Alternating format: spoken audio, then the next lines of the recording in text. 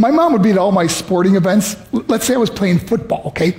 My mother would be on the sidelines, and if the play on the field started going one way, my mother would run along like, Mark, get him, get him. I'd be like, oh my gosh. I'd get in the huddle with the other guys. They go, Mark, is that your mother? I go, no, I never saw her before in my life. See, the greatest gift my mother ever gave me, she believed in me. I have overdosed on drugs on 3 occasions where I should have been dead. But I believe I was kept here for a reason. You show me your friends, I will show you your future. How do I know this?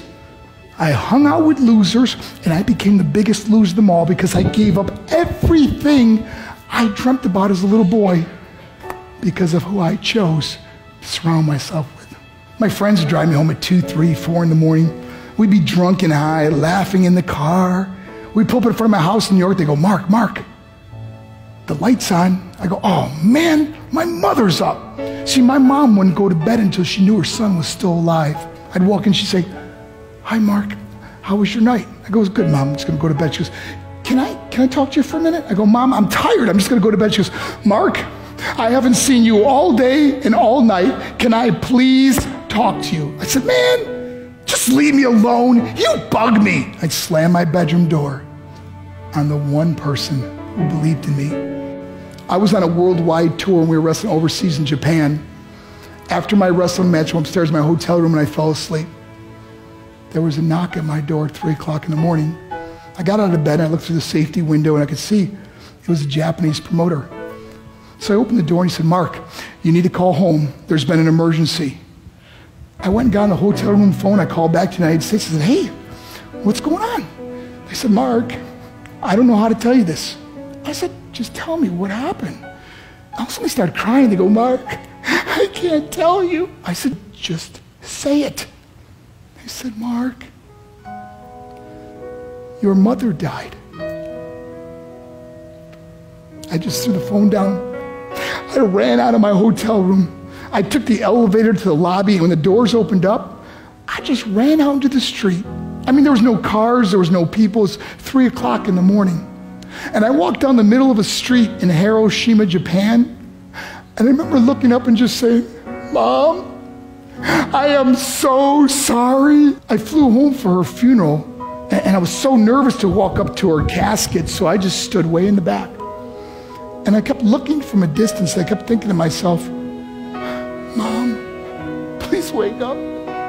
Please get up. And then I finally got the nerve to walk up to her. And as I got closer, I could see my mom for the first time. I mean, she was so beautiful. She was dressed in white. I mean, she looked like an angel. And I just stood over it. I said, Mom, you are my hero. Everything I am, everything I hope to be was because of you. You loved me so much. You gave me a life. You're the only one that ever believed in me. How did I repay her? By getting drunk, by getting high, by getting stupid, by hanging out with losers? For what? All she ever wanted to do was talk to me. I wish I could talk to you now, Mom. I wish you could see what I'm doing. Why couldn't I have been a better son? We are defined by our choices. But if you surround yourself with people involved in drugs and alcohol and pills, it's a dead end. I'm not here to preach to you. I'm here to tell you I lived that life. It leads to broken hearts, broken relationships, broken dreams, and death. For what? To get high? If you have a mother or a father, when you go home, tell them how much you love them. See, my whole life was about being rich and famous. I had to be a millionaire. I had to win the race. I had to win the race at the expense of my marriage, my family, my friends. For what? To be all alone in the world? I learned what is truly important, and that is how precious this gift of life is, and our families, and how quickly it can be taken away. See, I no longer live in time. I live in moments. See, it's not what's in your pocket that matters. It's what's in your heart that truly matters. Love Love is just a word until somebody comes along and gives it meaning. You're the meaning.